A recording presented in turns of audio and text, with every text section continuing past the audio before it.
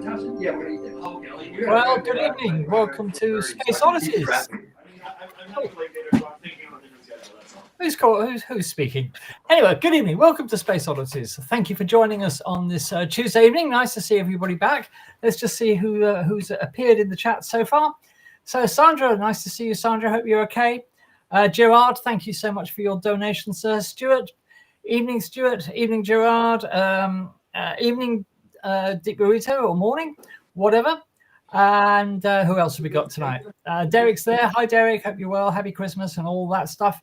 So what have we got for you tonight? Well, on a packed program tonight, we have an examination of two asteroids. It's a tale of two asteroids tonight, following some really interesting new discoveries revolving around the sample from asteroid Bennu. We're going to look at that discovery, and we're also going to compare it with another sample from an asteroid, that being from asteroid Ryugu. So it's really a tale of two asteroids tonight. It may not sound that exciting, but for astrobiology, it's really, really exciting stuff. So we hope you stay with us for that. We have as well everybody doing the usual things. So Roger will be doing the night sky of the gallery. Michael will be doing Constellation of the Week. Dave will be doing not on this day, but in this week, I suppose. We need a more catchy title for it, Dave. So Dave will be reminiscing about things going on in space this week in the past, if that makes any sense. And there we are. Also tonight, as you may have seen in the news, Jared Isaacman, who is the proposed new administrator for NASA, is nearly there. He's only got to go through the full Senate vote now to be approved, but it looks like it's a bit of a shoo-in by all accounts. But he has produced a document about his vision for what NASA will be like when he is administrator. It's a fascinating document setting out the path for NASA over the next years and possibly decades. So we're going to be having a look at that tonight as well and what's in it. Okay, well, let's get this show on the road. In the usual tradition, if you would like to support Space Oddities, you may do so by buying us, first of all, copious amounts of caffeine by going to the Buy Me a Coffee site. You can scan the QR code here or click the link that should have just appeared in the chat, and you can buy us a coffee. If you would like to make a donation directly to Space Oddities, you can do so by clicking the super chat icon, which is the one with the $sign on it underneath the chat window, and make a donation directly to us. Also, don't forget the Space Oddities shop, where you can get your lovely Space Oddities merchandise, that is to say hoodies and t-shirts. Let me just get that one up. Yes, so you can again scan the QR code or click the link in the chat and buy those winter hoodies, because the nights are getting colder, and even in Spain they're getting colder here. So do support us, because every bit of money that you kindly give us towards Space Oddities goes towards keeping us going, because we have bills to pay like anybody else. So if you would like to see us delivering the sort of science journalism, as it were, that we do and that we pride ourselves on getting right, please support the channel. You can also join our Patreon page, which is patreon.com/Space Oddities. And join the community there, get yourself some free goodies at the same time. And just for a few pounds every month, you will really be helping the channel and joining the community there. So we hope you can do that. Now, last week, we opened a competition for the best photograph of Orion taken with a mobile phone, as you know. And we've had a few entries so far, but just a reminder, the competition closes next week. I think we said next Monday. So next Monday, it will be the close of the competition. So Roger will be going through all of those and getting them together for us so that we can judge the best one. I'm afraid we're unable to offer a prize for this competition, but you'll be top dog in the Orion Stakes, and obviously that's what you've wanted all your life. So have a go, get a mobile phone, go and take a photograph of Orion. Hopefully you'll have some clear nights. And mail the image to us at gallery@spaceoddities.space. That's gallery@spaceoddities.space. Attach it to an email if you'd be so kind. If you could put in the subject line Orion competition or something like that, just so that Roger can pick it out easily and put it in the right place. Of course, we'll be coming back to Roger later for the night sky in the gallery. In the meantime, though, the first thing we're going to do is to go over to this week's news. As always, some really interesting stuff in the news this week. So let's have a look at this. And just give me a second to get myself to where I need to be. And yeah, so here's the news for the 9th of December. Good news, first of all. The Nancy Grace Roman Space Telescope has completed its full mechanical assembly with its internal optics and external spacecraft components successfully integrated. This marks a major milestone, allowing the mission to enter its final phase of testing. Engineers will now subject the observatory to all the usual environmental and performance tests to make sure it can withstand being launched and operate flawlessly in space, of course. Once that testing is complete, the telescope will be transported to its launch site for final preparations. Now, they're planning to launch the telescope no earlier than late 26 and no later than May 27. So late next year is the earliest date when the telescope will be launched. But when it's operational, the Nancy Grace Roman telescope will survey the universe using a wide-field infrared camera and an advanced coronagraph. Its observations will span billions of stars and galaxies, enabling precise studies of dark energy, dark matter, galactic evolution, and the distribution of matter across cosmic time. The telescope will also conduct an extensive search for exoplanets, including those rogue exoplanets, the free-floating worlds that are not orbiting a star, because probably they've been kicked out of their star system. And they hope to directly image some of those planetary systems with the telescope as well. So it's a bit delayed, but at least the Nancy Grace Roman telescope is moving forward. And there it is in all its glory. And I presume those are the solar panels there. So there we are. So that's good news for the Nancy Grace Roman telescope. More discoveries about Comet 3I Atlas. It's been found to carry unusually high methanol, a simple carbon-containing molecule considered a key ingredient in prebiotic chemistry. Using ALMA, that's the Atacama Large Millimeter Submillimeter Array in Chile, researchers detected significant amounts of methanol, far more typically seen in comets formed in the solar system, along with hydrogen cyanide, though the methanol dominated. The methanol appears to be produced throughout the comet's coma. That's that gaseous envelope surrounding the nucleus, which is why you can't see the nucleus, because it's surrounded by the coma. Hydrogen cyanide originates closer to the nucleus, suggesting the comet's composition is heterogeneous, meaning the same throughout. So again, this is an indication that it's not an alien spaceship. It's definitely a comet. This massive methanol output, it's outputting nearly 40 kilograms per second, about 8% of its total vapor emission, hints at chemical processes that could generate more complex life-related molecules. Scientists see this as a rare opportunity to study material formed around another star, potentially offering insight into how life-building chemistry might occur elsewhere in the galaxy. And while we're on the subject of 3I Atlas, there's something else the comet started doing. It started pulsating every 6.6 hours, showing a noticeable change in brightness as it does so. This is thought to be associated with differential outgassing from the comet, illuminating the coma at different times as it rotates. But again, don't worry, it's not alien spaceships. This is quite normal behavior for comets. So there we are. So we'll be talking more about this idea of the ingredients for life, obviously later when we talk about Bennu and Ryugu. Next up, well, this is quite an interesting story. Hang on one moment. No, it isn't. It's that one. Okay. Black holes again. A new theoretical study has developed a fully relativistic model showing how dense concentrations of dark matter around massive black holes can imprint themselves on gravitational wave signals.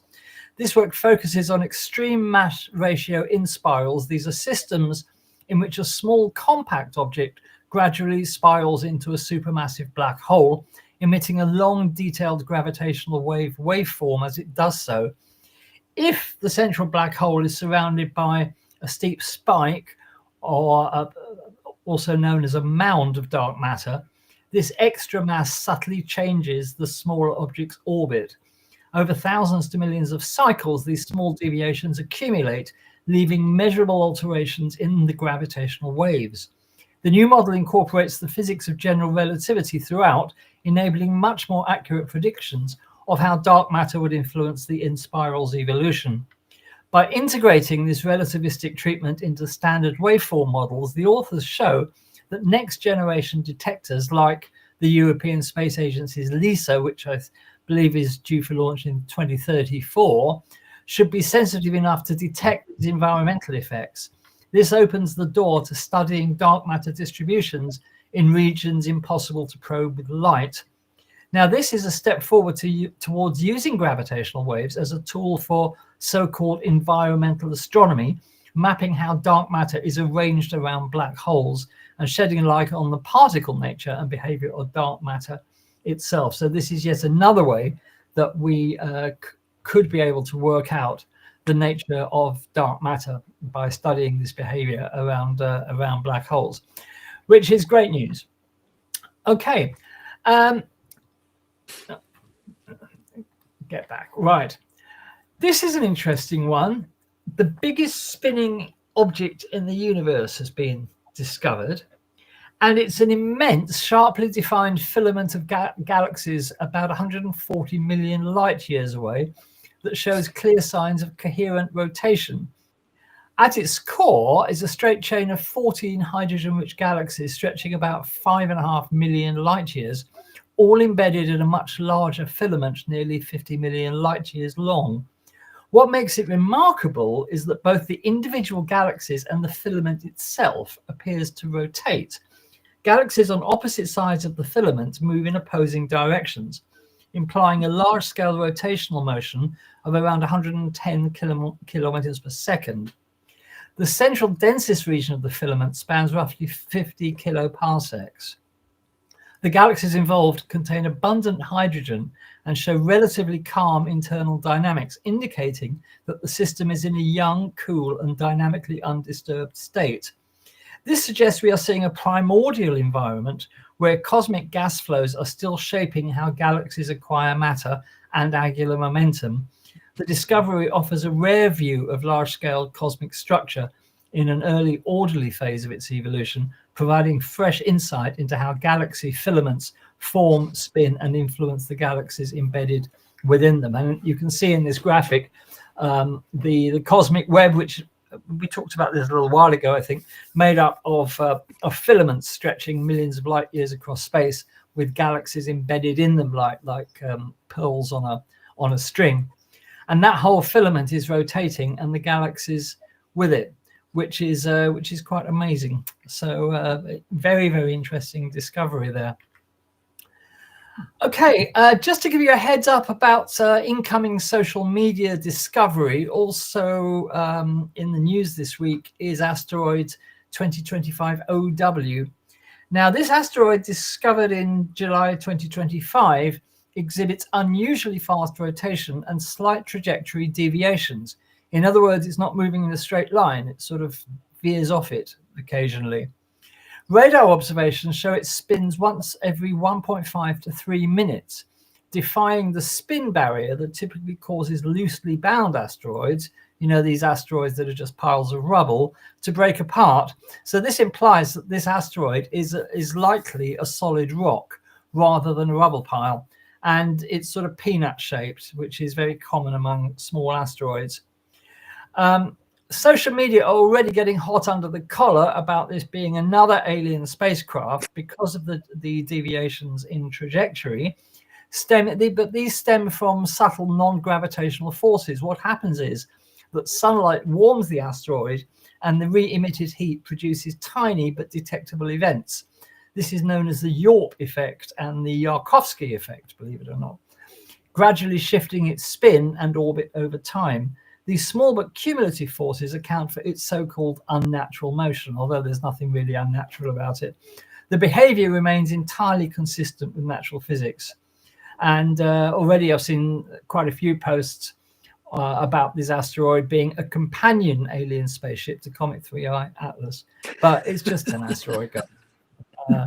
Yeah, I know it's getting really wacky on social media. So there we are. Anyway, just in case you see it on social media, you now know what 2025 OW is all about. It's an asteroid. End of story. Interesting news about the tentative evidence of a possible exomoon orbiting HD 206983b. This is a massive substellar companion about 133 light years from Earth. An exomoon, of course, is a moon orbiting an exoplanet. And using the high precision interferometer VLTI and gravity, they've measured tiny wobbles in the planet's motion that could be caused by a secondary body. Now, if this signal's real, it would orbit the planet about once every 0.76 Earth years, and it's got a mass around 0.4 times that of Jupiter. So it is a really hefty moon. But this is a provisional discovery. It might also result from systematic errors rather than a genuine moon. But it does mark a milestone, the first time such precise astrometry has been applied to directly imaged objects to search for exomoons.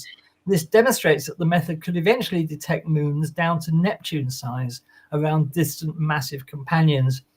Because true exomoon detections remain unconfirmed, further observations are needed. But if it is confirmed, it will become one of the most massive and nearest exomoon candidates yet seen. And you know, they've got to be there, haven't they? Why on earth would we assume that only planets in the solar system have moons? Of course, other planets orbiting other stars have moons, but of course they are extremely difficult to detect. So fingers crossed that this one is the one that finally confirms the existence of exomoons. And if you're identifying it through astrometrics, then the next step would be to do a radial detection method and verify it that way. Absolutely. Which is not so sensitive to distance. That's right. So very exciting. So there we are. Now, here's an interesting upcoming mission for you. It's to do with NASA's Swift Observatory. Very important orbiting observatory. Launched in 2004 to study gamma ray bursts and other transient cosmic events. It's been steadily losing altitude due to atmospheric drag, and the increased solar activity we've had over the last year and a half or so has worsened this situation, so that Swift is literally dropping out of the sky. And if something isn't done, then it could re-enter the atmosphere and be destroyed as early as late 2026. So what NASA have done, they've awarded a contract to a company called Catalyst, with a K for some reason, Space Technologies, to mount a rapid robotic rescue mission. They're going to build a spacecraft which will launch in the middle of next year, rendezvous with the aging satellite, and use robotic arms to latch onto it. Swift was never designed to be serviced, so this is something, you know, completely ad hoc put together. They've had to work out how to do it, to grab Swift and then boost it to a safer, higher orbit. Now, this image shows the way that it's going to work. They're going to launch this spacecraft by dropping it from a plane. So it's going to be a rocket dropped from a plane, which will then ascend into orbit, deploy the payload, if you like, which is this little robot to grab hold of Swift and boost it into a higher orbit. And they're having to act really quickly on this because of Swift's accelerating downfall, if you like, because of the solar activity we've had recently. And obviously, it's going to be the first time a commercial uncrewed robotic spacecraft has captured and reboosted a government satellite that was not intended to be serviced. So this, if this works, it will demonstrate a new capability for servicing spacecraft in orbit and satellites in orbit. and that could have a big effect on how we manage satellites in the future. So really exciting stuff. So we'll keep an eye on that mission. We'll keep you posted on that one, obviously. So Andy, I'm so glad to hear that. I thought we were bombing Venezuela from the. Yeah, well, you're doing that as well, obviously. Or is it Mexico today? It was Mexico today. So coin. There's a Oval Office coin, I think. Yeah. So that's a really exciting mission. If they can save Swift, that will be fantastic, because Swift has been an unbelievably successful observatory for looking at gamma ray bursts and other phenomena. So really hope they can prolong its life that way. So there we are. So that's the news for this week. What we're going to do now. For that. Okay.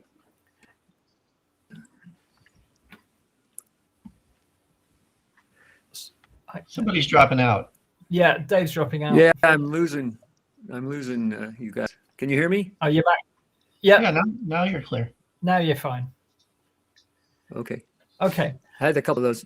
I was about to say the somewhat, I don't know if ironic is the right word for it, but NASA at Goddard, they've been working on a robotic servicing mission, plan for quite a while, and it canceled, and they just got scrubbed. We're halfway through it. So I don't know, now they're turning over a similar thing to private companies. Yeah, absolutely. I think they've done it because this company have said, we can do it much quicker than you can, basically. So yeah. Such is the agility of private industry, I guess. But, I guess, yeah. We will see. Yeah, we'll see. We'll see what happens. We'll keep you posted anyway, viewers. All right, well, we are going to go over to Dave now. So Dave is going to do his wonderful weekly look at events past. So Dave, I'll leave it to you. Okay, so let me get up the right window here. Okay, here we go. All right. Still learning this. All right. Can you see that? Yes, fine. I can see it too. Okay, great. Good. I guess it's up. All right.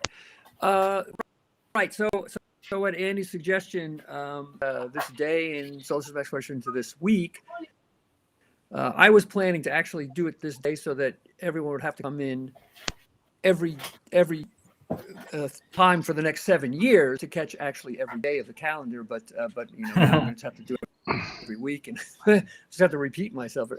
Actually, this turned out to be a good day because not a whole heck of a lot happened on December 9th. But there was one very exciting thing, and I'll get to that in a second. So anyway, so for this week, all right, December 7th through the 13th. So the big news this week from 1972, 53 years ago, was Apollo 17, launched on the 7th, and last astronaut mission to the moon. Like I say, 53 years ago, which is still amazing. Wow. I know. Really love making us feel old every week, don't you? There's not only making feel old, but at least making NASA feel what happened for 53 years. If we couldn't get back to the moon. Okay, well, can't blame it on NASA. I would say it's mostly based on economics, but that's neither here nor there. So anyway, on December 10th, the Saturn IV stage was intentionally crashed on the moon. They did this on the Apollo missions because it would be an artificial seismic source. And so it would generate seismic waves for all the seismometers that had been laid down on the previous missions to record where they actually knew the mass, the velocity, and the impact point of the actual impactor, which really helps. It's really, really useful not only to calibrate the seismic instruments, but also just to learn about the interior, of the moon, because you actually know exactly how much energy is being popped into this one point, and then as it spreads out to the different seismometers, it gives you quite a good baseline to determine, like I said, both the seismometers basically, how they're working, how they're calibrated, and what's happening, what the moon looks like inside the interior structure. So that they landed the next day, obviously, waited. Saturn IV crashed on the moon before they landed. It was Ups, Gene Cernan, and Jack Schmitt that I misspelled there. Okay, sorry, I didn't catch that. Anyways, it's SCHMITT. Harrison Schmitt, Jack Schmitt. He was the first geologist on the moon. Every other person on every other Apollo flight had been basically mostly, test pilots, pilots from the Air Force, the Navy, or even civilian, like Neil Armstrong was a pilot for NASA. But this was the first scientist, the first trained scientist to be on the moon. And he made a lot of discoveries. And the interesting thing is that Jack is still very active. He goes to meetings. He comes to visit us at Goddard. I've met him a number of times. He is still, gung-ho about the moon and about studying the moon. And it's great. It's great to see that. And also sharp as a tack, my God. So it's really, really, great to see something like that. And here he is. And I remember the first time he came to Goddard and he gave a talk to, it was a pretty small group of us. He's talking all about the geology of the moon and all this stuff. And I remember just sitting going, oh my God, you walked on the moon though. You walked on the moon. So it was just a funny, I don't know, I'm trying to pay attention to geology, but I'm thinking, but my God, you walked on the moon. You're standing there. So I thought that was cool. Anyway, sorry. I digress. It was the longest EVA time on the moon, over 3 days. Now the Apollos 15 and 16 also had 3 days of EVAs, but Apollo 17 had the longest ones. They brought back the largest mass of samples from the surface, rocks and dust. And they did set down the largest number of ALSEP experiments, which is also pretty important because these were experiments that the astronauts laid down, and they ran for, they all ran up to September 30th, 1977. In this case, they ran for about 5 years. Some of the earlier missions, of course, they ran for 6 or 7 years, and returned data continuously from the moon over the entire time. So it's pretty exciting, and it's stuff they're still working on. And actually, one of the last things I was doing before I left NASA was restoring some of these data instruments. So it's a little bit near and dear to my heart. All right, so December 7th, 1995, Galileo spacecraft reached Jupiter, went into orbit, released the probe. It launched on October 18th, 1989 from the space shuttle, which is actually important because what happened was it was supposed to launch from the space shuttle on the next mission, or the next mission after the Challenger mission, the Challenger disaster. And the disaster, of course, the shuttle missions were postponed for a very long time. And what happened was they had to store Galileo spacecraft in a warehouse. It wasn't really made for that. And there was a lubricant on the high gain antenna, which just did not fare well under sitting under gravity. And it's not clear exactly what happened, but for whatever reason, the high gain antenna would not open correctly. And so it ended up, they had to use the gain antenna mission at Jupiter. They really did manage to still get, achieve almost all their scientific goals anyway, but they really had to bootstrap it quite a bit because they did not have the high gain antenna that they were intending on. So they did not have the kind of data rates they were intending to have. But it just does show you the cost of delaying missions. It's not just a cost in dollars of storing a mission or, keeping people involved in other things while the mission sits there. There's actually, there easily can be physical manifestations of of delaying a mission. In any case, anyway, the probe was released on July 13th. Actually hit 228 G deceleration when it hit the that's it's amazing. That's still I know I don't. God. Yeah. yeah, what kind of material survives that, especially material that has sensitive electronics in it? But there you go. Yeah. And it returned data for 1 hour as it plunged into the atmosphere. The other funny thing about it, and I think Lou can tell you a lot more about it, but it actually fell into an anomalous sort of hole in the atmosphere. I think it was, and again, Lou, correct me if I'm wrong. I think there was a small updraft. And the thing was that observers from the Earth, of course, were watching Jupiter for days before the entry of the probe. And they saw this hole, and they realized when they calculated the rotation of Jupiter and when the probe was going to enter, that it was going to fall into this hole. And this hole was sort of an anomalous region in the atmosphere. So people were not happy about it because they wanted to see what the actual, sort of general atmosphere of Jupiter looked like, and it was falling into this weird. They wanted to see the splash. Yeah. Right. And I remember out at JPL, I remember people, planetary scientists, betting on whether there would be a fair amount of water detected in the splash, and they were disappointed. Yeah, that's right. It was unusual. That's right. That's right. So it had less water. Yeah. Yes, Lou, right. It was. I think it was sort of a local updraft or something. So it was bringing up stuff from the interior that was drier. Yeah. Anyway, there was less. There was less water. There was less light.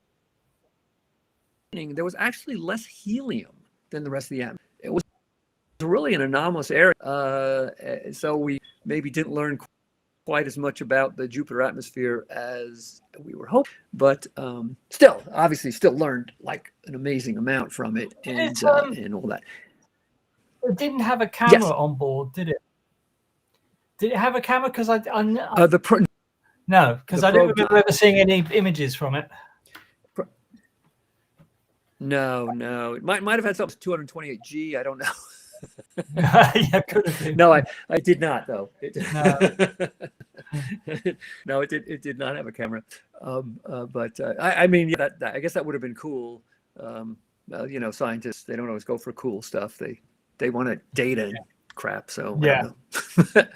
Anyway, and then the last thing, the probe design was based on the Pioneer Venus Large Probe, and the main reason I put that in there is because on December 9th, which is actually today, 1978, so 17 years before the Galileo probe entered, the Pioneer Venus probes entered the Venus atmosphere, and these were the Galileo probe was based on this Pioneer Venus Large Probe.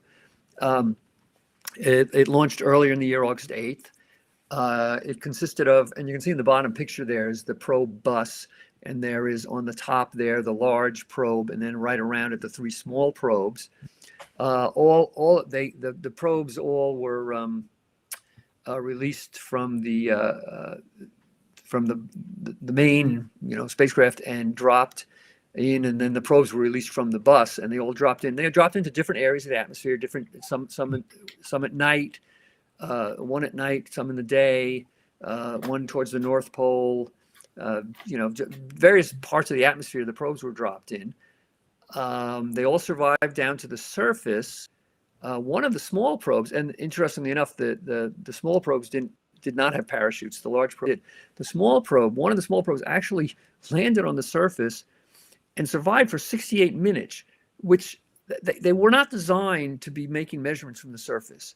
Now, the thing about not having a parachute is the Venus atmosphere is so that you're without a parachute and you're not too dense, basically too massive. You're not going that fast when you hit the ground, and fast enough. So two or three of the probes didn't survive landing, but this one probe survived landing, actually operated for 68 minutes, which was comparable to what the Venera spacecraft, which were designed to land on the moon, Venus, to land on Venus and last as long as possible, lasted actually for most part less than that. So it's kind of interesting that it lasted that long.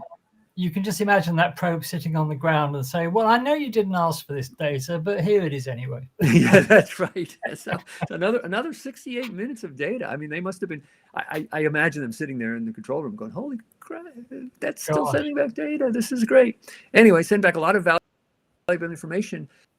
And actually the very one before I left that NASA, before I retired, was restoring data from some of the data from these probes, because it hasn't really been made available in user-friendly forms and stuff, because it'll be valuable for the Da Vinci mission, which is going to be doing the same thing, dropping in. Well, actually, that one is planned to land and survive on the surface, but or probe down to the surface at least. So it's a very similar kind of mission, and they hopefully can learn a lot from these probes. All right, so that was 1970. Dave, I remember that the Russians had a bit of a hard time landing their Venera probes because the atmosphere is so thick, and they had fairly large, parachutes, and so it took forever for the first Venera probes to get to the surface, and by that time, they were crushed or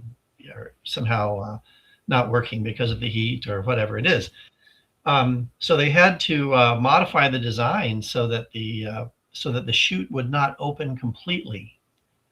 And I think they put a ring, right? They put a ring around. They reefed the parachute, right? They made it so, and then they actually ended up, and then they would drop the parachute. They had the parachute in the upper atmosphere, and then they would drop it, and they just let the probes. They actually designed the probes with a little it's hard to describe, a little ring like around it that would just increase the the atmospheric resistance as it fell, and slow it down enough to land. But you're right, the first ones they dropped in, they thought they reached the surface because they stopped transmitting, and then realized that they hadn't. They were still 20 or 30 kilometers up, and they had finally overheated because they were going just so slow, and they didn't realize how thick the atmosphere was. So they basically got lower and lower until they finally landed. But thanks to them, actually, they knew what to do with the Pioneer Venus. So that was useful information. This 68 minutes is incredible, because the longest a Venera transmitted from the surface of Venus was just over 2 hours, 127 minutes. So these probes that were not designed to return surface data at all did incredibly well. Absolutely, right? No, it's amazing. And most of the Venera didn't, were probably an hour or less, I think. So yeah. No, it was pretty amazing. Anyway, that was let's see, 47 years ago today. That entered the Venus atmosphere. There you go, looking on it. So that's kind of cool. And okay, last but not least, because I think it's kind of cool, and the guy one of the people who worked on this game came and gave a talk at Goddard, and it was fascinating to hear it. Oscar 1 in 1961. Okay, this is the first launch of a privately built satellite, and also the first secondary satellite. In other words, the first ride-on payload ever launched. So these amateur radio guys built this little satellite. For scale, it's about 25 centimeters high. They are about 10 inches, and it has about a 40 centimeter antenna there. It was a bunch of amateur radio operators. They built it. It's very, very simple. It had a transmitter and a timer and system batteries, but it was made to transmit the word hi, H-I, in Morse code. It was launched with Discover 36, which was a military spy satellite. I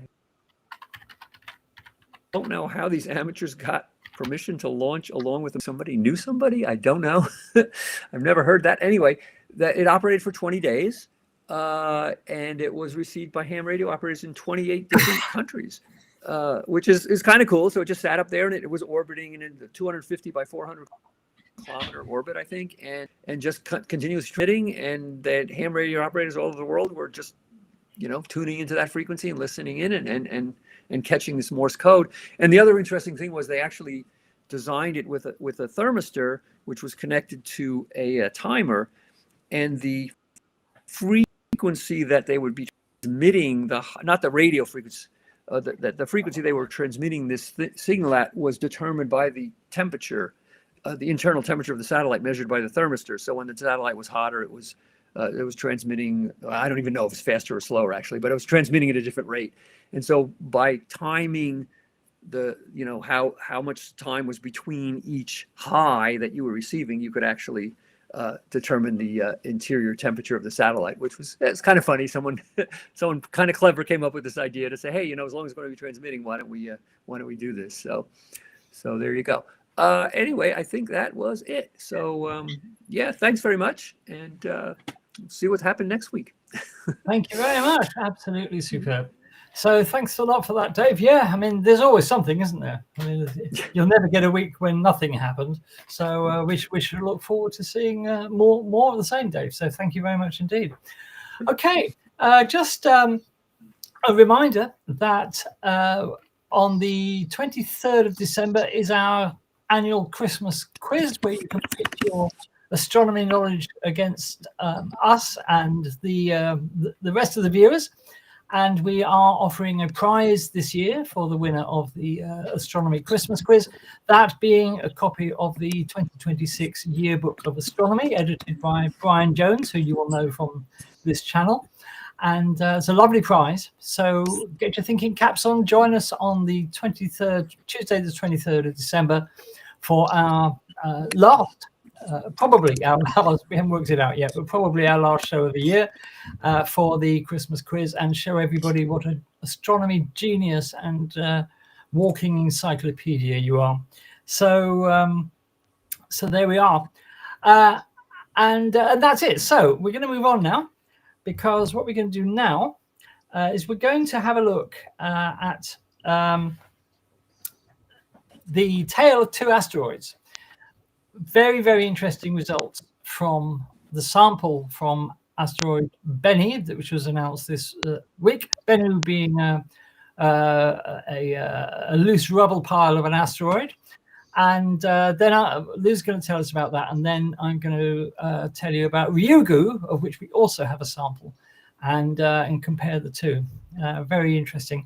So Lou, let's see if I can get this up here. Yeah, okay, 1 second.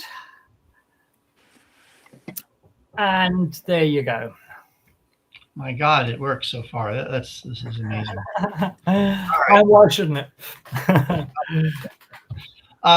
So there's been a little new information about asteroid Bennu. Of course, osiris-rex visited Bennu quite some years ago, but they have the sample that they took at the Johnson Space Center's Space Materials Lab in Houston, Texas. And they just continue to analyze this, and it's coming up with some very, very interesting findings. So let's see what we're talking about here.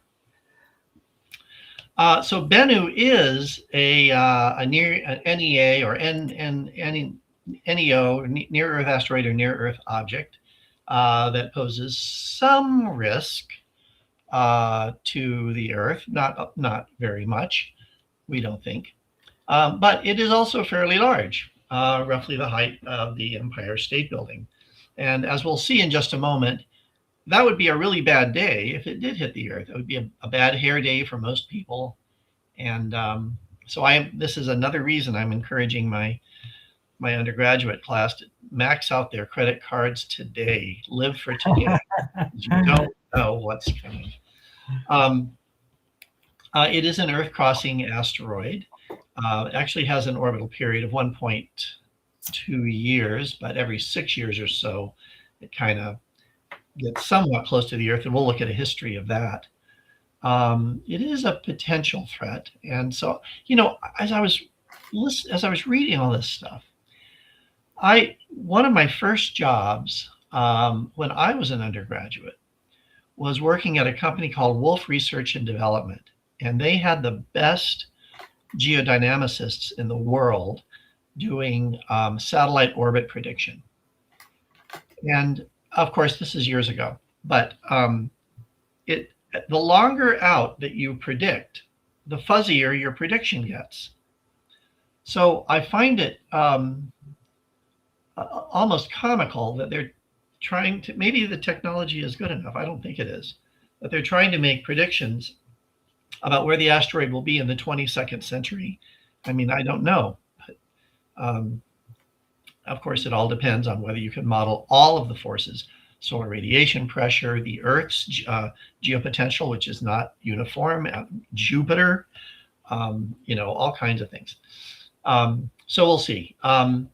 It's a B-type carbonaceous asteroid. We'll talk about that in just a moment, with a fairly dark surface. And as Andy just said, it is a rubble pile. So let's get this out of the way. If it does hit the Earth, so looking at this chart, you can see on the left the size of the asteroid, 140 meters and 1,000 meters. And Bennu is like 500 meters. So it's somewhere between mass casualties and global devastation. Well, you're a happy fellow, aren't you? Yeah, well, you have to laugh at this stuff. So, but of course, NASA and ESA and other space agencies are looking for ways to deflect these asteroids, and it seems like we have a fair amount of time to do so. So here's the orbit. You can see it's an Earth-crossing orbit.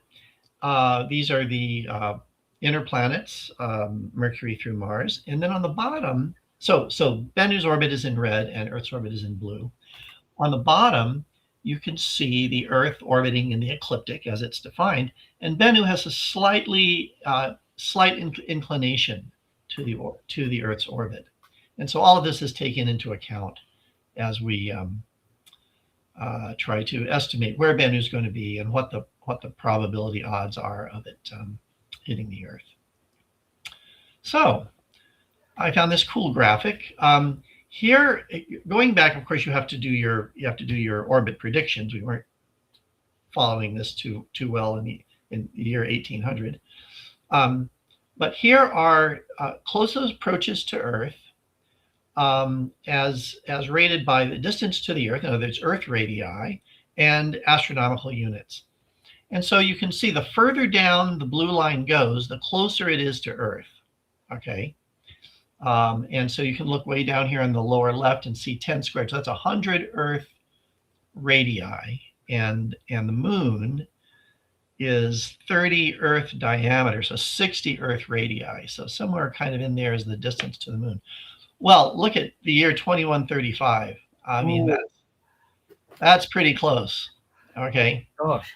And I'm sure this will all change as we continue to make observations and so on. But how it will change, we don't know. It is something of it's an asteroid of interest, I think we say. So every 5 to 7 years, it gets kind of close to the Earth. And there was a close approach in 1999, in 2005, kind of in 2011. And these are all tracked by ground-based radar, and which help to more precisely define the orbit. 2135, September 25th, if you're interested, right? Put that down in your calendar. September 25th, 2135, since we'll all be living inside android robot head bodies, is when the real close approach is expected, and about half the distance to the moon, in fact. And then based on that, if it goes through this keyhole, this very special little place in space, as its orbit is modified by Earth's gravity and the moon's gravity and all these other forces, then the next encounter in 2182 could be a potential impact. September 24th, 2182. You write that down. Okay, got it. So I say, Andy, we design our program here so that there's a nice ending on that day. Yeah, definitely. We don't want to. That's a good idea. Yeah, end of the world show. Yeah. Oh, what a great idea. Yeah. Okay. Join us for that in 2182, viewers. No excuses. Well, one of the big reasons we know so much about Bennu is the osiris-rex spacecraft. And it was launched on September 8th, 2016. And by the way, it stands for, I guess people stay up late nights trying to figure this out. The Origins, Spectral Interpretation, Resource Identification, and Security Regolith Explorer. And that is that committee again, isn't it? Yes, and our tax dollars went into whoever took weeks or months to figure that out. It traveled to Bennu, which, by the way, before it was asteroid Bennu, it was 1999 RQ-36. So remember that for later. And it collected a sample of rocks and dust from the surface on October 20th, 2020. And then it delivered those samples back to Earth September 24th, 2023. This was, it released its sample capsule that parachuted to Earth. And I think it was in Utah, as I remember, the Utah Test and Training Range. And then it was transported to the NASA Johnson Space Environment Center. And they couldn't get the damn thing open. Yeah, that was rather interesting. I mean, if you look at the number of sample returns that we have compared to the number of missions, it's tiny. So I guess we're still learning. But osiris-rex was still in good shape after it delivered the sample. So it was retargeted. It was renamed OSIRIS-APEX and sent on to asteroid Apophis. And it should reach there in 2029. And Apophis is another asteroid of interest that we need to be watching because it also has some small chance of hitting the Earth. So what is Bennu? Well, it is, you said it very well, Andy, it's kind of a big rubble pile. Its surface is characterized by, it's very rugged. There are boulders strewn everywhere along the terrain. And this yielded some challenges as they were trying to figure out where to land OSIRIS-REx, find a site that wasn't too rough. But the mission team found a surface that was littered with rocks and boulders, and some of them were as large as 22 meters across. So those were to be avoided. Then the team observed more than 300 occasions when rocky particles were ejected from the asteroid surface. Okay, so here you have an asteroid that the amount of gravity on this asteroid is very, very, very small. So you don't need a very high escape velocity to do this. Some of these particles escaped into space, of course, but others kind of briefly orbited the asteroid and eventually fell back onto the surface. After analyzing the data from OSIRIS-REx,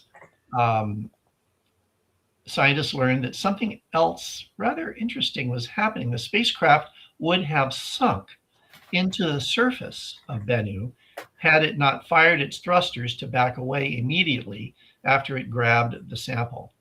And so if you think of the surface as a very loose collection of particles, and they're so loosely packed that if you were to step onto Bennu, you would feel very little resistance at all, almost as though, I don't know, do you have these in England?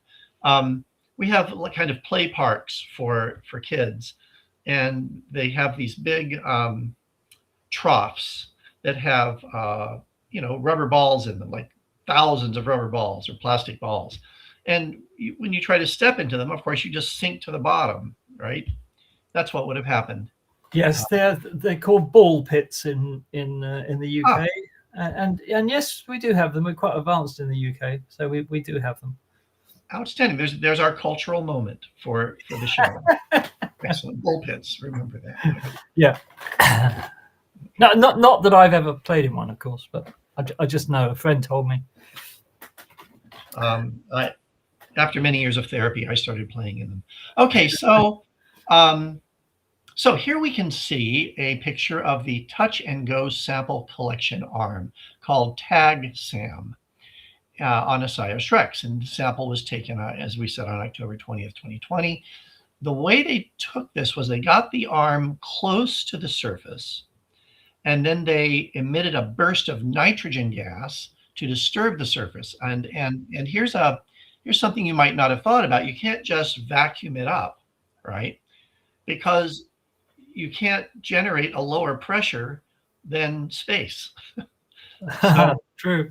So you had to kind of, it touched the surface, it disturbed the rock that way, it sent a spurt of nitrogen gas onto the surface, so things flew up, and they were able to collect a little over 70 grams of regolith.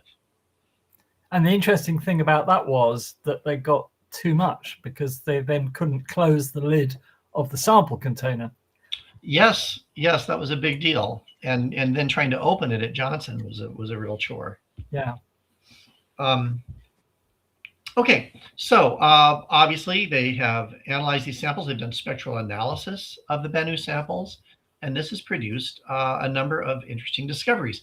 So Bennu, as we said, is a B-type carbonaceous asteroid, and what that means is it's dark, it's carbon-rich, and it's characterized by a bluish hue, and there are suggestions of water alteration on the surface, and it contains organics and clays and minerals such as magnetite. Another type B carbonaceous asteroid is Pallas, if you care to look. So those two have something in common. Bennu has abundant hydrated phyllosilicates. There's a word for you. These are flat layered crystal structures on the surface. And this is confirmation that liquid water interacted with Bennu's parent body early in its history. And I may not have mentioned this, but Bennu's surfaces, Bennu itself, is quite old, they believe, perhaps as old as the solar system. So scientists have also identified real diverse organic compounds, including amino acids. We're going to look at that in a moment.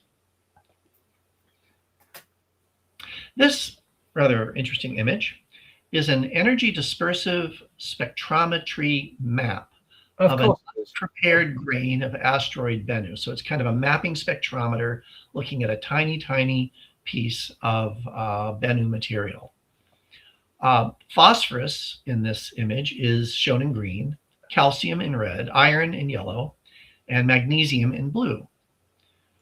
Researchers identified a 0.1 millimeter vein of magnesium sodium phosphate, and that's the green cluster at the center of the image, which is formed by evaporation.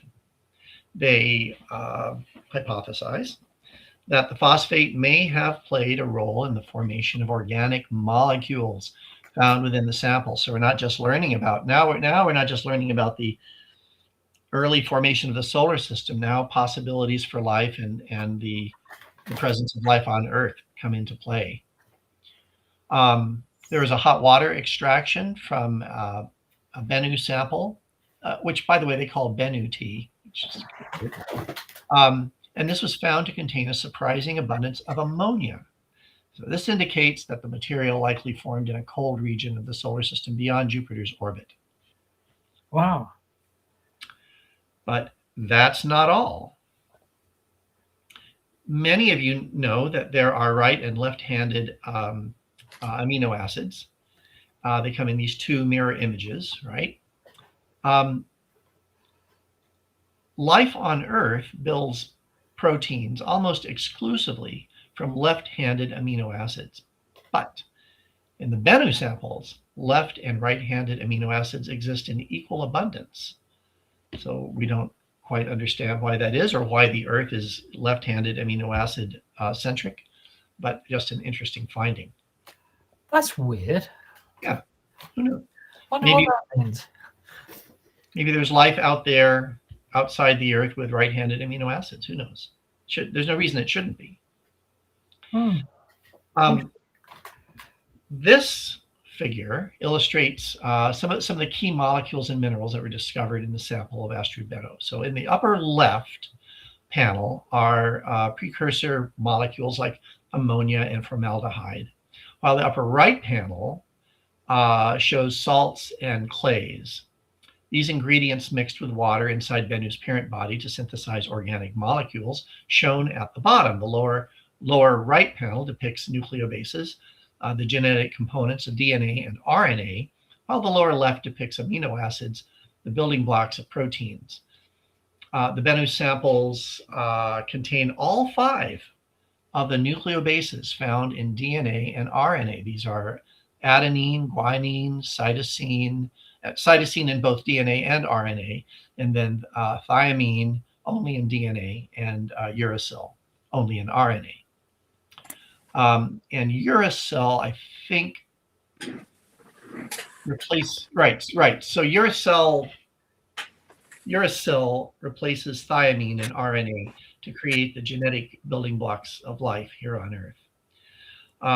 The sample also contains 14 of the 20 amino acids that life uses to build proteins here on Earth. So, wow. There's no guarantee that life began in its most simple forms, began here on Earth. Perhaps it was delivered to Earth.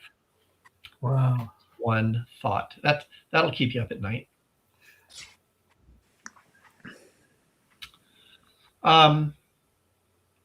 So we have a few things going on. We want to understand the formation and evolution of the solar system. We are interested in how life may have formed on Earth and in other places in space. And also, we don't want to get hit by this asteroid. So as we mentioned, osiris-rex is now off to Apophis, asteroid Apophis, which will reach in 2029. And to learn more about these things that are, the solar system, even though there was the early late bombardment and things have kind of coalesced and planets are sweeping out debris in their orbits, there's still a lot of junk out there. And so we need to learn about this stuff, learn about its density and its composition so that we can design procedures and perhaps missions to avoid being hit. Wow. Yeah. So looking at the composition of Bennu and its orbital data, that provides data or information to help refine the models predicting asteroid trajectories and collision probabilities, because the density and the mass will be somewhat subservient to all the gravitational forces that we expect it to incur. There are a number of deflection strategies that are being looked at right now. We've already seen one in the DART mission that whacked into a tiny moon, a moon of an asteroid. You can also fly a spacecraft beside an asteroid, and if you fly it long enough, just the gravity of the spacecraft will tweak the orbit of that asteroid just enough to miss the Earth if you have years of advance notice. And there's always the nuclear option, which has some interesting side effects.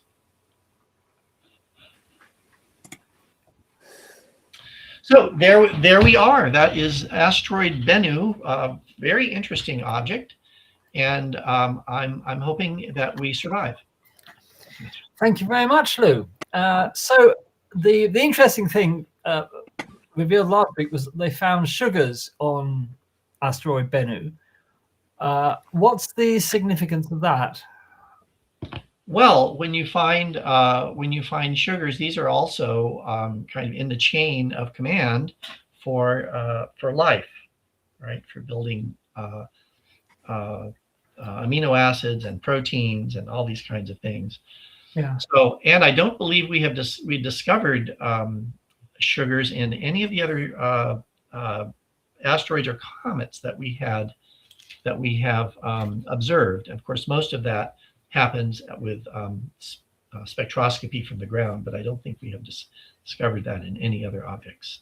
Right. Very interesting. Well, what we're going to do now is we're going to have a look at another. Well, can I interrupt you? I'm sorry. Can I interrupt you one last time, Lou? I just give you one quick anecdote, whatever that you might like. Right before I saw Danny Glavin, who's one of the primary scientists on Bennu, yesterday, and he was very excited about all this. But he was telling me about how they were finding they were getting most of these results during the government shutdown, and they were dying to be able to release this, and they couldn't because they were shut down. But right before I retired, a few weeks before, I bumped into him in the hallway. He was only a few doors down, his office from me, and we were talking about it, and I said, one thing I always wanted to do was see the room where you have the Bennu samples, but I know I'd probably have to be suits and, go through the whole cleaning operation. He goes, oh, no. He goes, the samples are all safely stored away. You can come into the room, come in. He took me over there, showed me around, showed me all the sample, it was really cool. He says, well, actually, we were just grinding up a sample in this mortar and pestle. And so you can actually touch Bennu if you want to. Just go and so I did. So inside this, yes.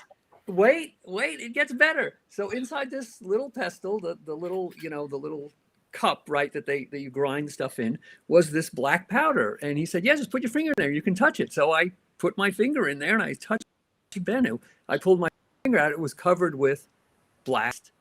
So after I left the lab, I went into my office. I got a piece of masking tape. I stuck it on my finger. I pulled the dust off.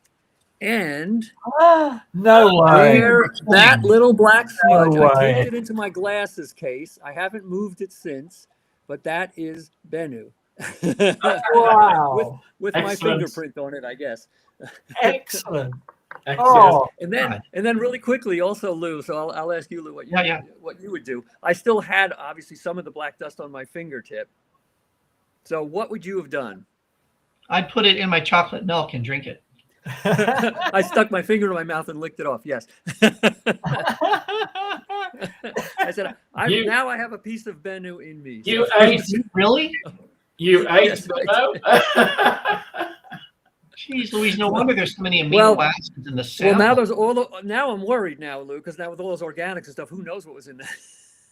Oh yeah, well, I would worry, Dave. Imagine going to the doctor who said, "Oh, you've got a nasty case of asteroids."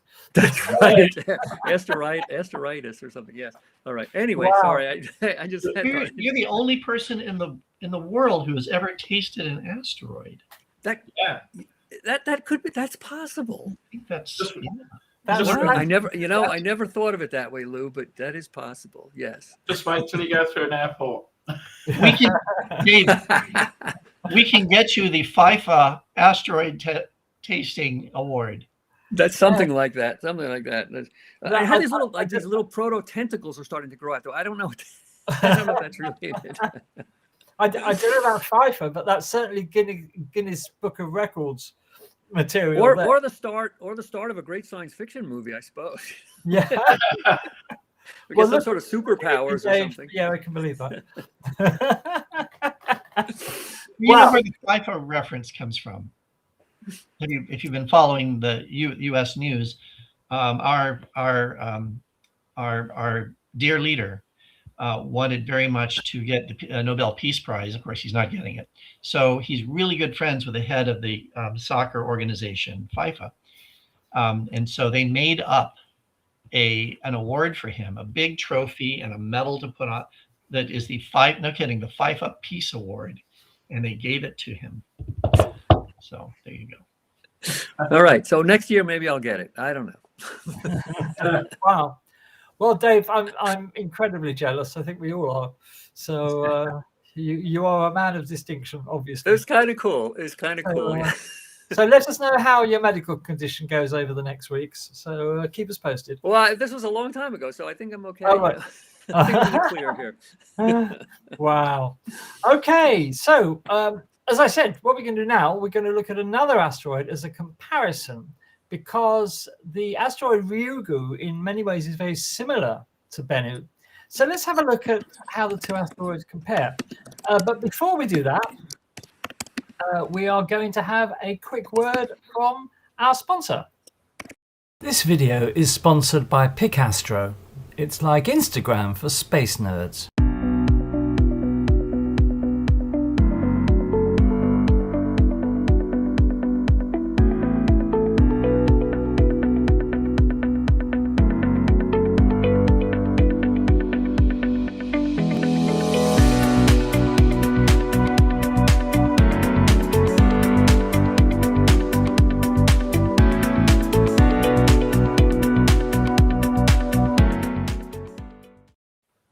Okay, big thank you to Tom McCrory and Picastro for sponsoring this video. Talking of Tom, you remember last week we showed you Tom's new project, which is the Messier planner. For those of you that like observing, Messier objects is a complete planner with information about every Messier object, when it's visible, when it's highest in the sky, all sorts of wonderful information to allow you to plan your Messier observing.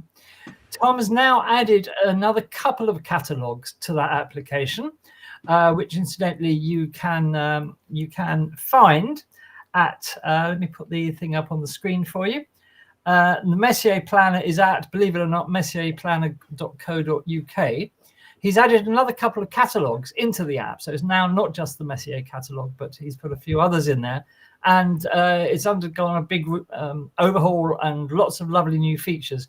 So next week, Tom will be here and he's going to talk you through the app and how to use it, because we love it, and we are bringing it under the umbrella of Space Oddities, so to speak.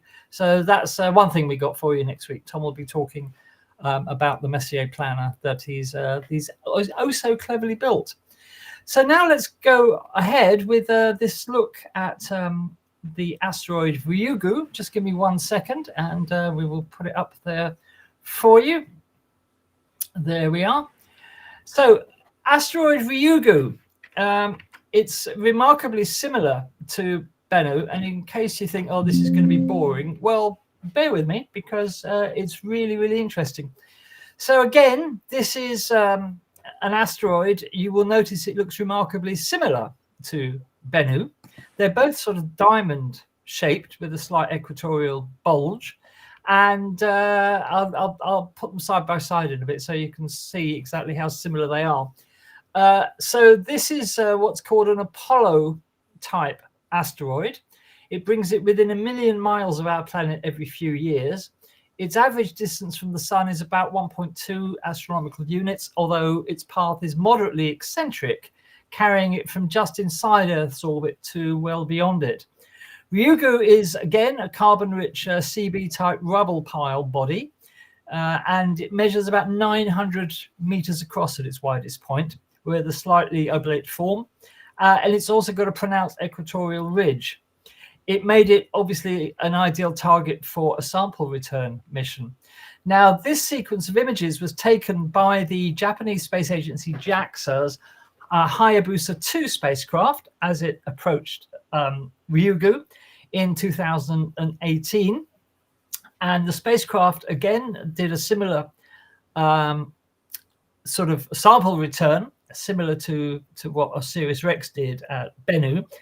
And they got 5.4 grams of material from Ryugu, and again returning to Earth in a capsule which parachuted through the atmosphere and was recovered on the ground. Now this will give you some idea of Ryugu's orbit.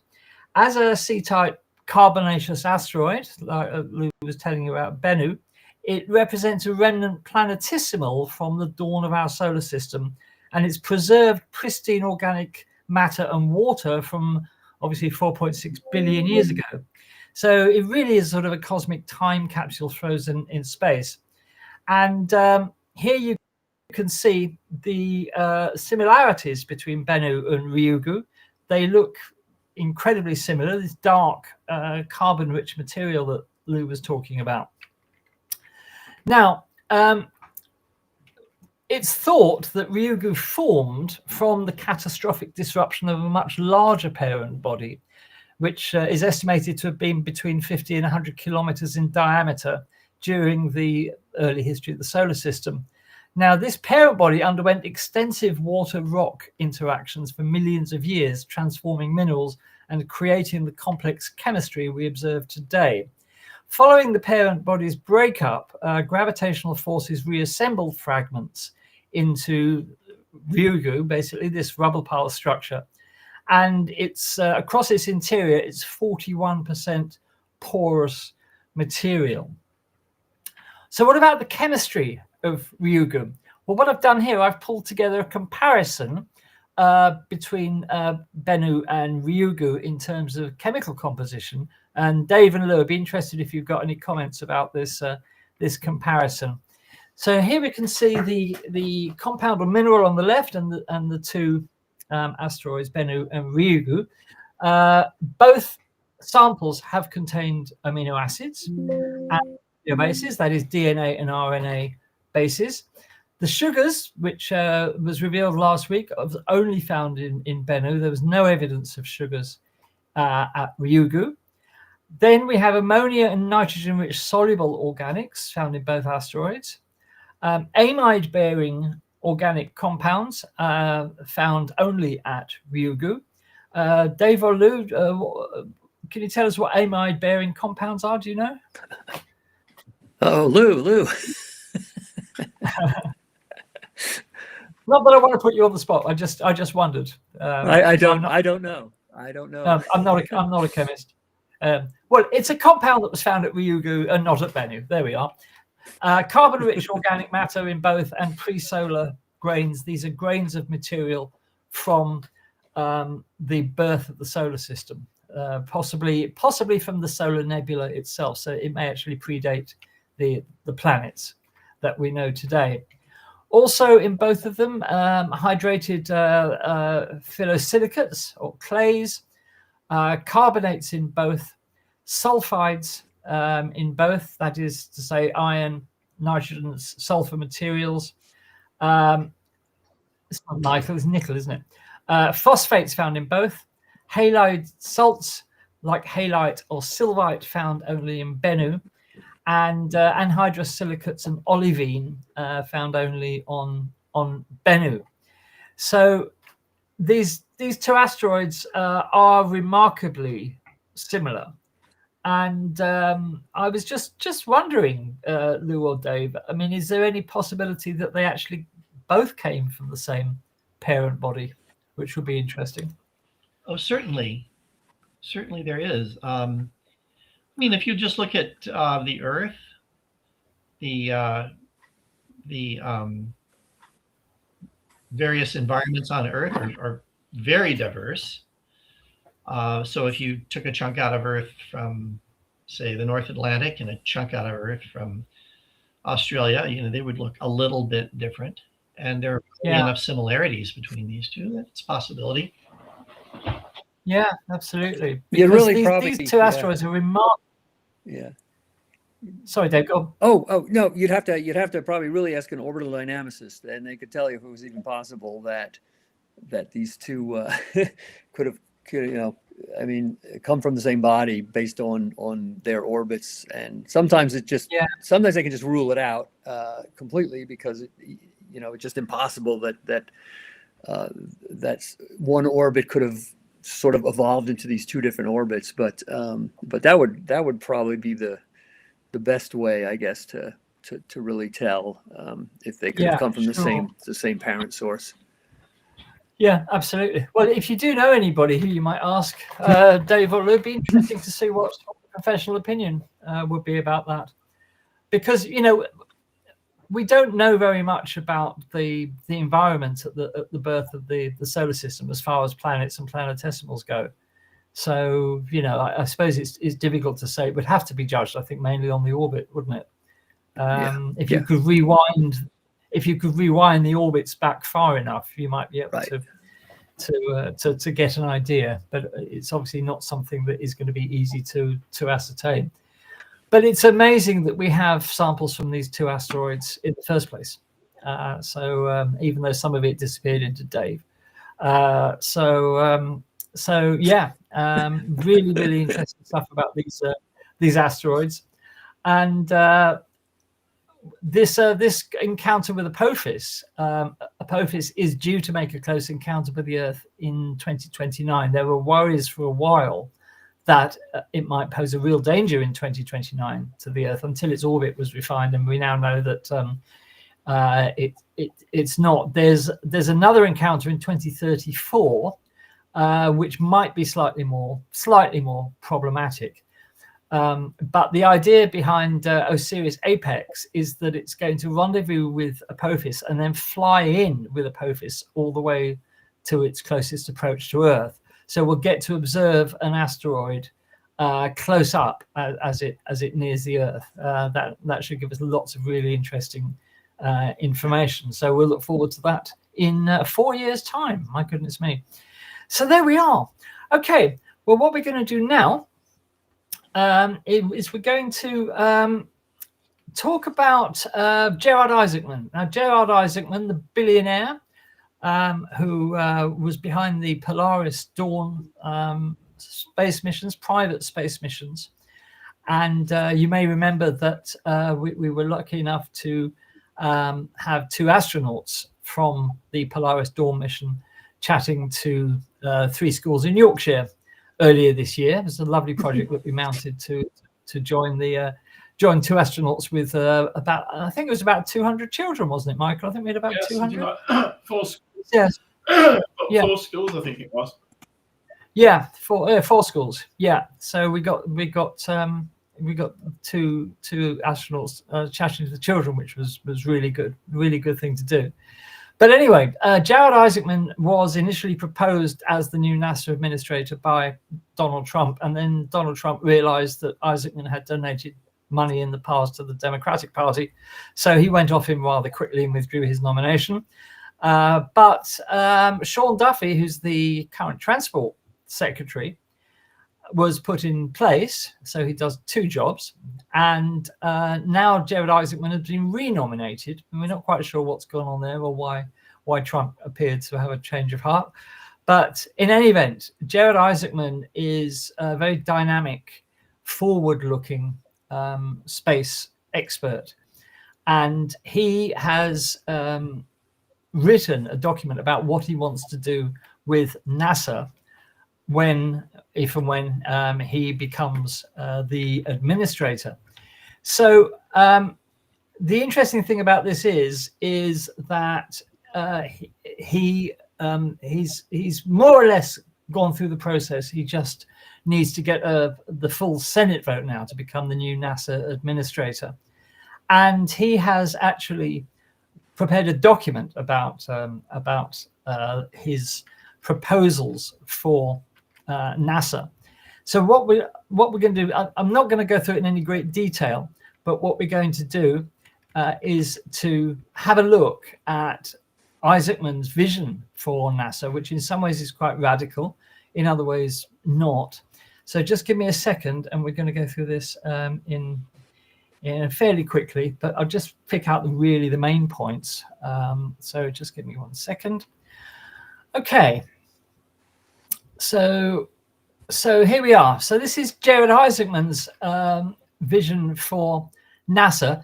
It must be pointed out that this is only an initial document that he's written. It's more or less a discussion document. So anything contained in the plan doesn't necessarily mean that it's going to happen. There are all sorts of things that have to be, processes that have to be gone through, so that his plans can become reality. So this is not written in stone, but this is his vision at the moment for how he wants to change NASA. So he first of all calls for major organizational restructuring. He wants to turn the agency into a more agile, mission-focused entity capable of responding rapidly to emerging challenges and opportunities. I can hear somebody typing. So he wants to reduce bureaucratic layers to increase agility and decision-making speed, consolidate overlapping initiatives and eliminate redundancies across centers and facilities, reorganize facilities around new strategic priorities rather than legacy mission structures, and shift from traditional government pace to a fast-moving, mission-driven operational culture. So basically he wants to update NASA, make it a lot more agile, taking inspiration from private industry, because we know that in space private companies are moving on a lot faster than NASA. NASA seems incredibly sluggish by comparison to a company like SpaceX. I won't say Blue Origin because they are unbelievably slow with everything. So putting them aside, the new generation of space startup companies are moving much faster in every area of space exploration than NASA. So he wants to model the new NASA on those sorts of processes and agility. Now, he wants to move from primarily in-house development to a model that leverages commercial innovation and capability at unprecedented scale. So substantial expansion of public-private collaboration, greater reliance on commercial spacecraft and launch vehicles for crew and cargo, reduce the in-house hardware development where there's a viable commercial alternative. And this is something new. Rather than letting NASA generate or create Earth observation data and other science, he wants to purchase it directly from commercial providers rather than operating NASA's own systems. So as you know, NASA are responsible for a large part of the world's climate data from various orbiting satellites. And but some of this is now being duplicated by private companies. And Isaacman holds the view that, you know, why should NASA use their budget to develop satellite and data collection systems when that information can be supplied by the private sector? What about the moon then? Well, we all know that NASA are going back to the moon. He wants an accelerated return, fast-tracking astronaut missions to the lunar surface, moving beyond orbital operations, create a sustainable presence on the moon. So a base, basically creating a base so that there's a permanent presence and a sustainable one on the moon. Phase out legacy systems like the SLS, which has gobbled up untold billions of public money for very little result so far. He also mentions Gateway, but I don't know about this because Gateway was not meant to be built until after Artemis 3 anyway, the first crewed mission to the lunar surface. Artemis 5, I think. Sorry? Artemis 5, I think, was the... Was it 5? Oh, right. So he can't really retire it. Perhaps he's talking about retiring the plan to build it rather than, you know, obviously Gateway. So Gateway is a proposed space station orbiting the moon for rendezvous with crewed spacecraft before they descend to the lunar surface.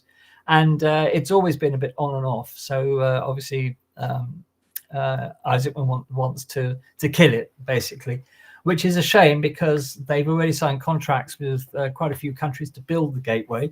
Lots of European countries are involved, actually. But it looks like that's not going to happen. But phasing out the SLS, this sort of, if I might use the term, fossil hangover from the space shuttle program in terms of technology to get people to the moon, when the commercial sector are building heavy lift rockets that can do it much faster and a hell of a lot cheaper. Shift all future lunar missions to fully reusable commercial launch and landing systems. So everything is going commercial as far as lunar missions go. This is fundamentally going to change NASA's multi-billion-dollar commitments to Boeing and Lockheed Martin and Northrop Grumman and all the, if you like, the pet contractors that the government have working for NASA. Something that isn't in this presentation, Dave and Lou, that was in the document. Isaacman wants to ban cost-plus contracts. Everything is going to go fixed-term contracts, fixed price contracts. This is a cyclic thing. We've seen it over the years. It goes cost plus fee, cost plus award fee, great. And then the contracts office gets a hold of this and say, no, this is support services, and we have to separate them. And then we go into something that is more fixed fee based, but fixed fee doesn't work for the scientist because things come up, and then incredible amount of red tape to renegotiate the costs because things have come up.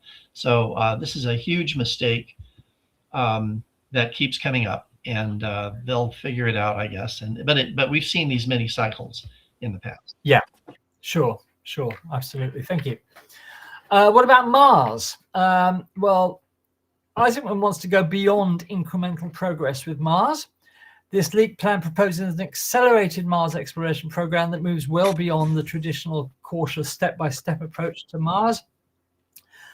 He wants to build a Mars discovery base, a permanent human outpost on Mars, And using an accelerated timeline, this is compressing decades of planning into years of action, establishing a permanent infrastructure with the Mars Discovery Base, and relying entirely on commercially developed Mars-capable spacecraft, rather than obviously NASA designing their own spacecraft to go to Mars. A big push is going to be towards nuclear propulsion as a national priority.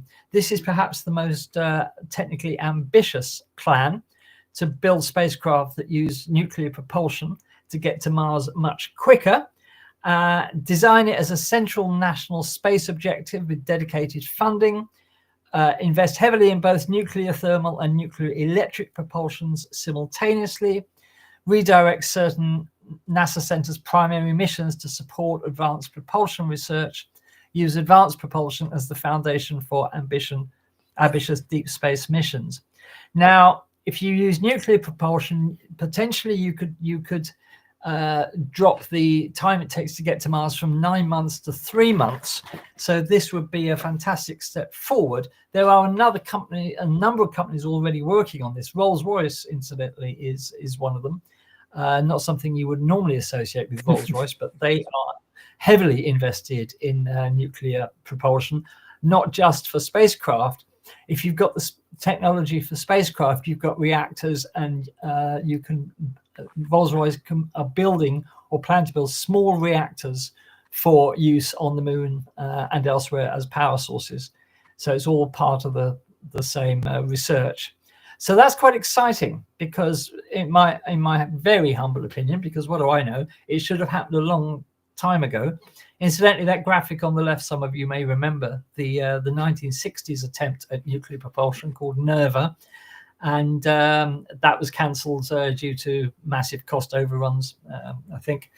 And but if NASA can prioritize nuclear propulsion for interplanetary travel, it will make exploring the solar system a hell of a lot faster.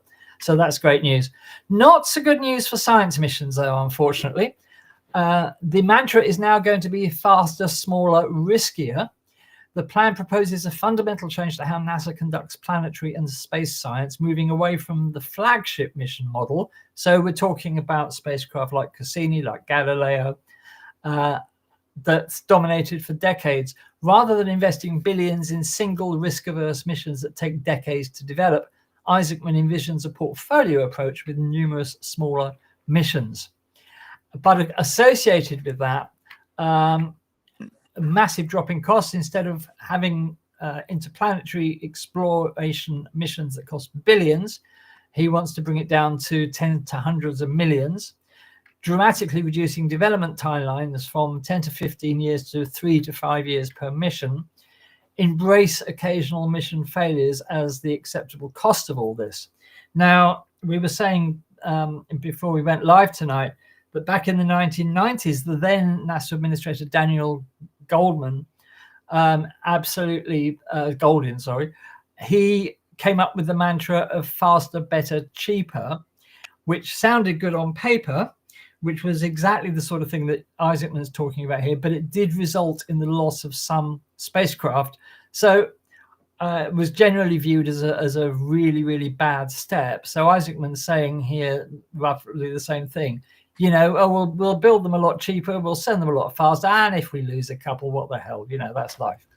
Not sure that that's going to go down well with the science community. If I could just point out, we have done this before as well. We've seen this strategic focus before, and NASA has a whole tier, a whole spectrum of missions, from CubeSats to what are called SMECs, small explorers, to mid-X, to larger, discovery missions.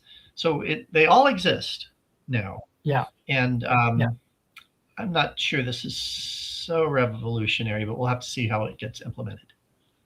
Yeah.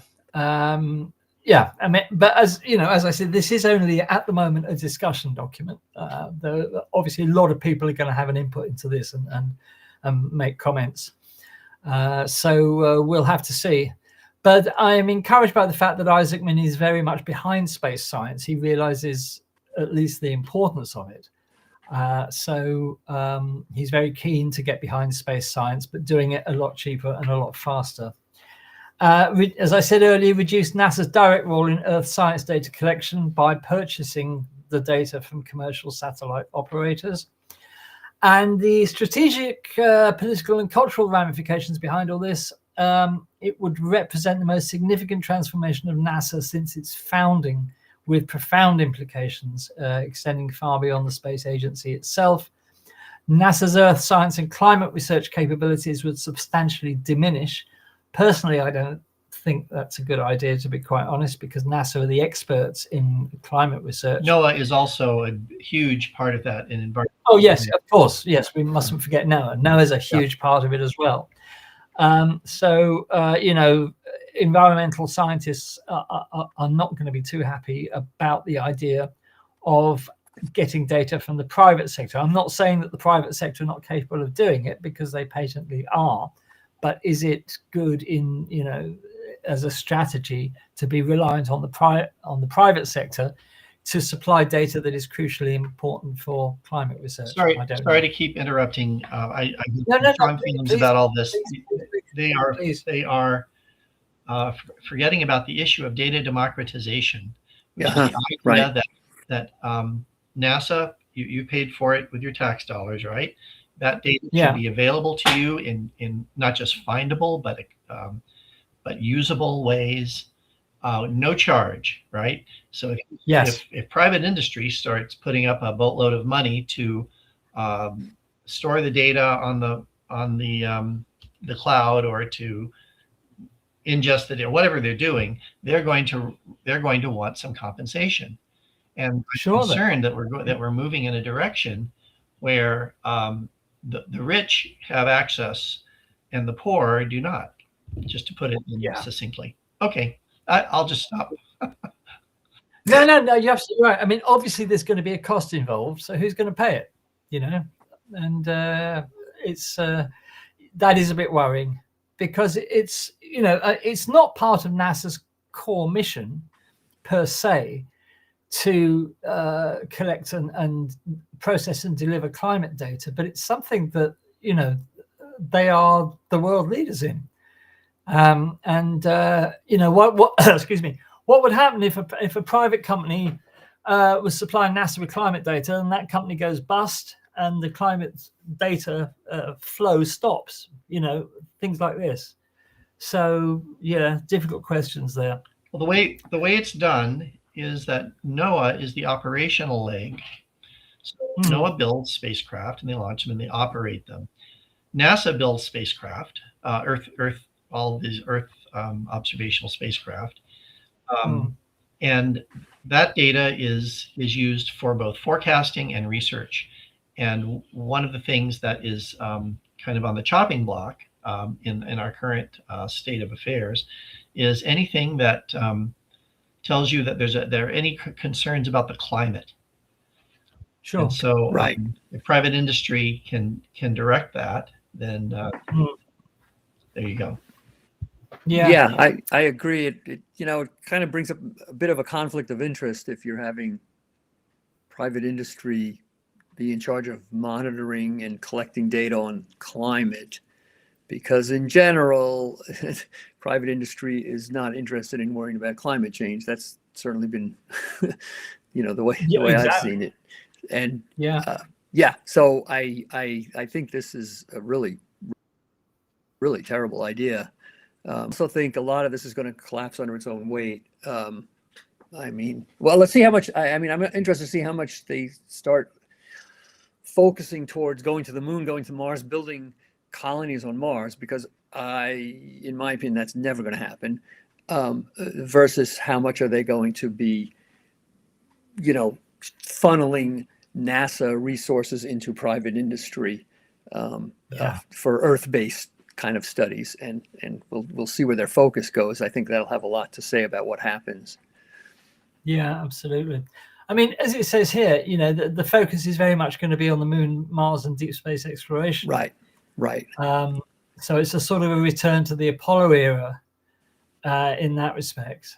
But, you know, to be quite honest, you know, we all know that the moon landings were never about Right. science. Right.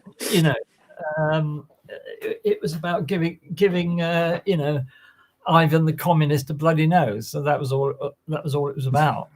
Yeah. So if you pretend that the Apollo era never happened, then, you know, it was a blip in what NASA should be doing, to be quite honest.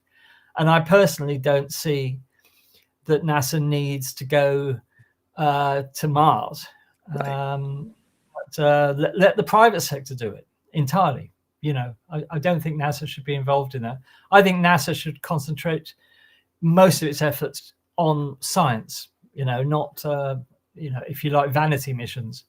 Well, robotic missions, right? Basically, if they're going to go. Yeah, oh, yeah, absolutely. That's, yeah, robotic missions is how I feel too. Yes. Yeah, because, you know, nobody explores like NASA. Right. You know. Right. It's a shame that when a lot of people think of NASA, they think of the moon landings, whereas they should be thinking about humans' initial reconnaissance of the solar system, which, you know, was completed in 2015 with New Horizons at Pluto. That in 50 years we went from Mariner at Mars to Pluto with New Horizons, and look at all the glorious things that we have learned. Look at missions like Cassini and Galileo and all the rest of them.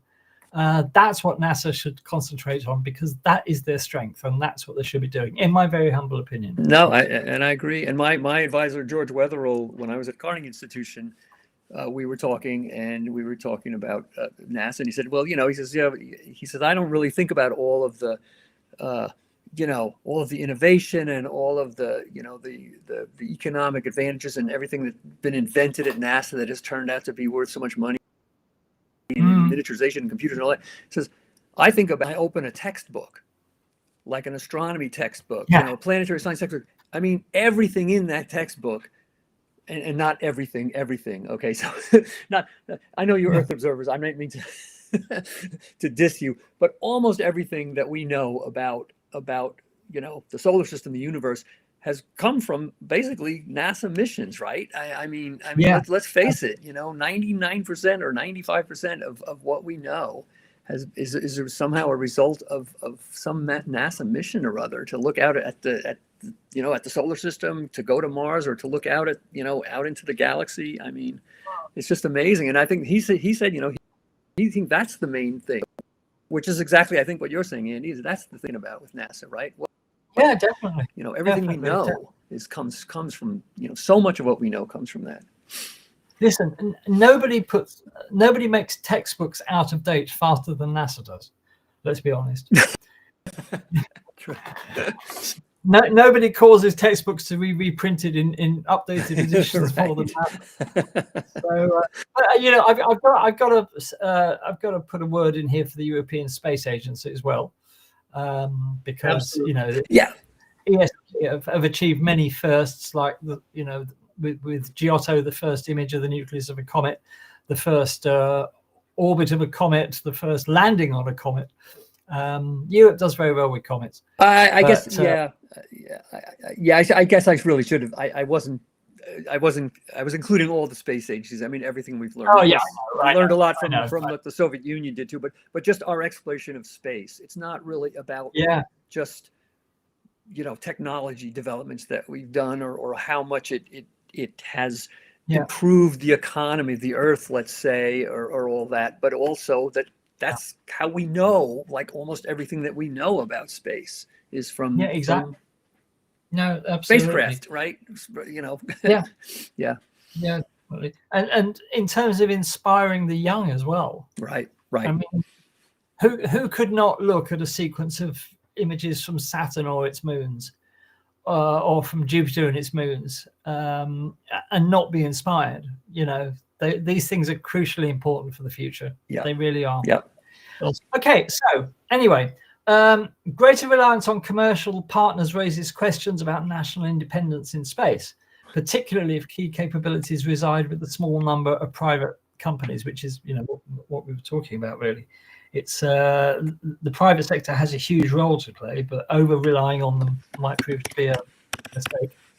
And supporters of Isaacman argue bold restructuring is essential to preserve US leadership amidst intensifying competition from countries like China, whose own space program is coming on incredibly quickly. So just the key takeaways to finish: speed and agility, rapid decision making and mission execution over traditional processes, commercial integration, public-private partnerships, like we've seen with SpaceX and the Dragon, for example, rolling out across NASA, using that as a sort of a model. Exploration focus, dramatic shift towards Moon and Mars missions while reducing Earth science and traditional research portfolios, and major investment in nuclear propulsion and other breakthrough technologies to enable deep space exploration. And whether this vision becomes reality depends on political will, budgetary realities, and the ability to build consensus amongst diverse stakeholders. What remains certain is that NASA does face a pivotal moment in its history. So there you are. So I just thought I'd share that with you today. It is extremely hot off the press because the fact that this document's been leaked ahead of when Isaacman wanted to release it only hit the news today. So I'm very grateful to or whoever told me about it that I was able to put together this presentation for you. So there we have it. I think Dave has had to leave us, but Lou is still here. And there we are. So, Michael and Roger, you got any comments about that? It's a lot to take in to yeah, at the moment. It is.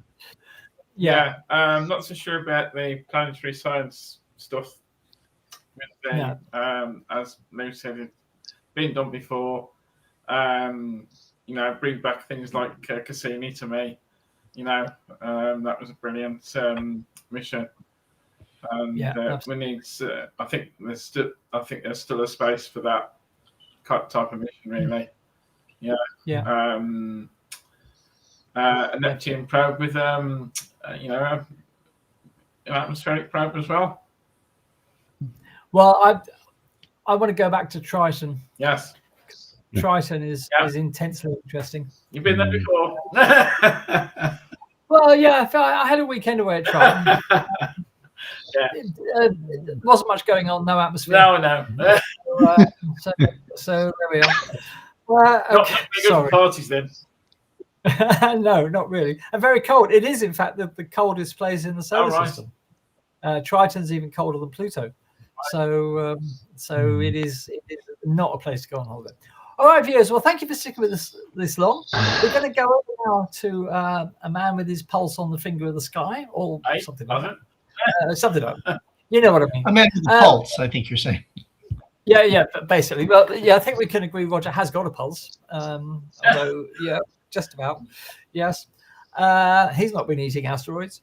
So there we are. So over to Roger for this week's look at the night sky. Okay, so here we go through to the first half of December, getting out towards the end of the year, and we're heading towards the new moon later on during next week, but we've got the last quarter through the coming up to the weekend anyway.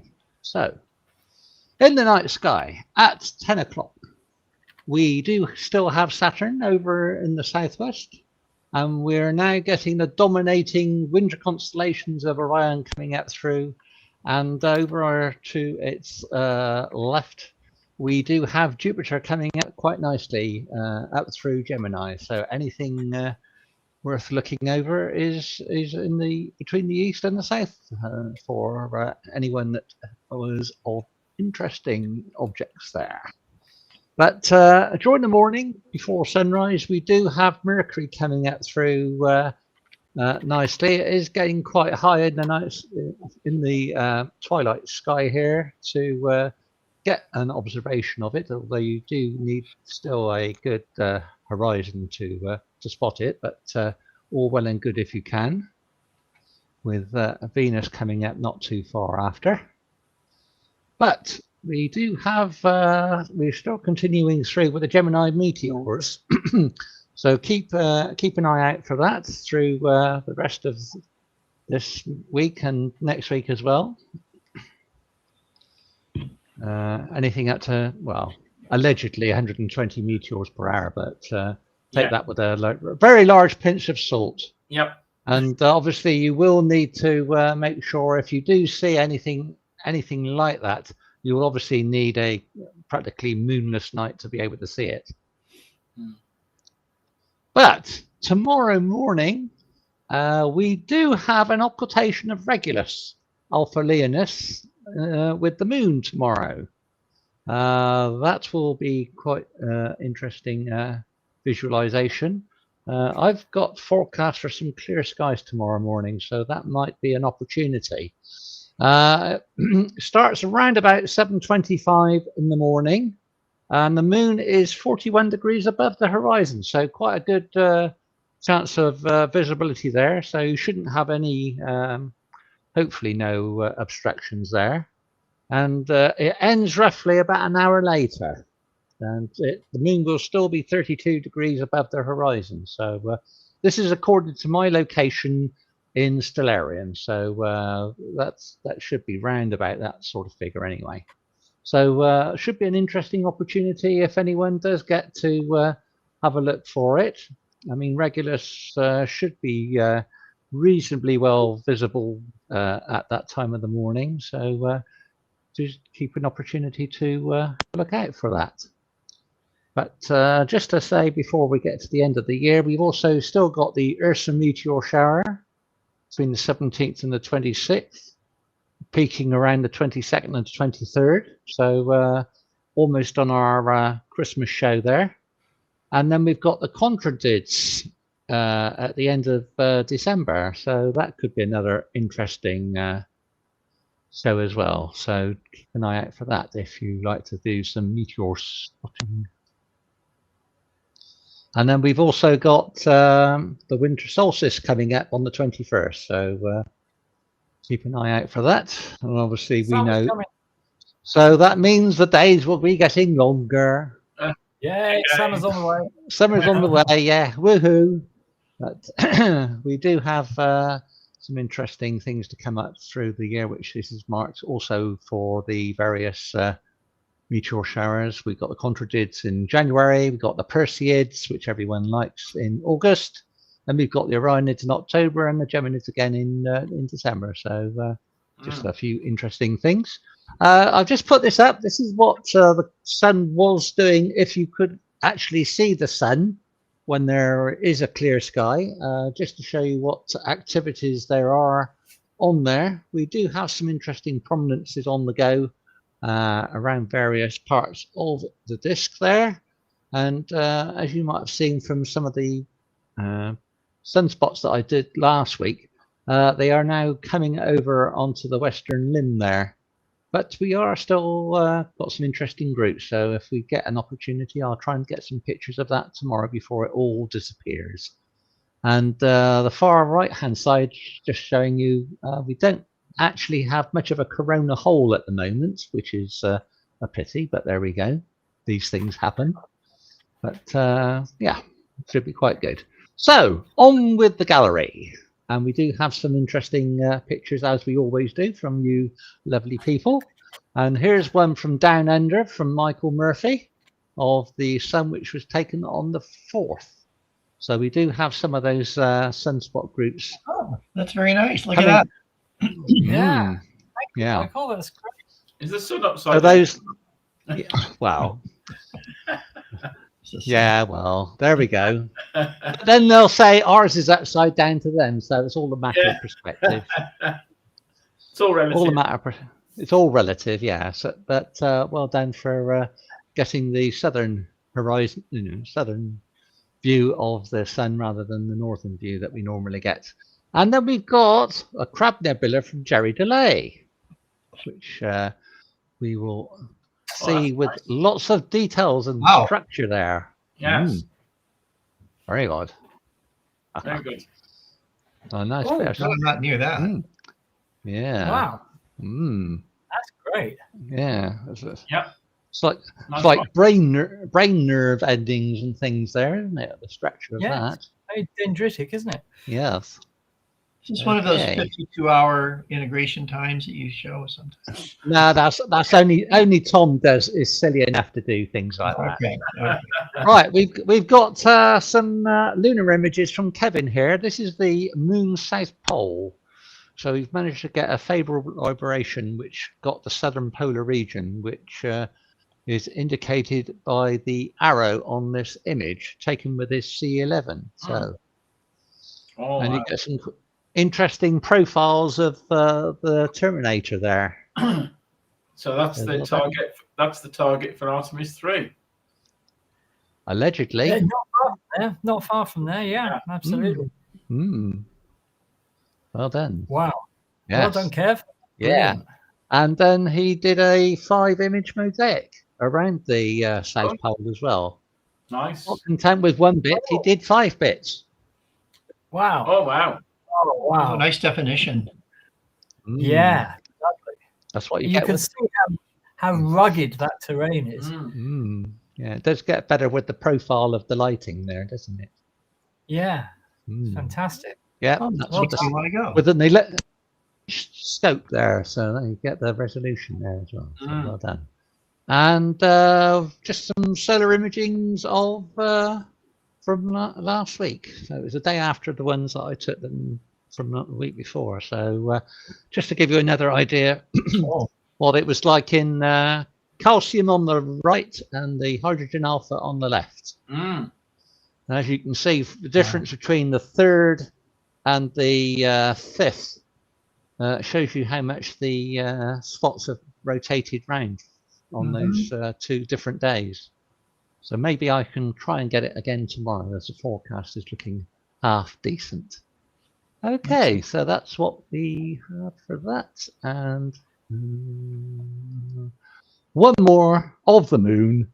Oh dear. By me. And wow. Just giving you some interesting details of around the Terminator there.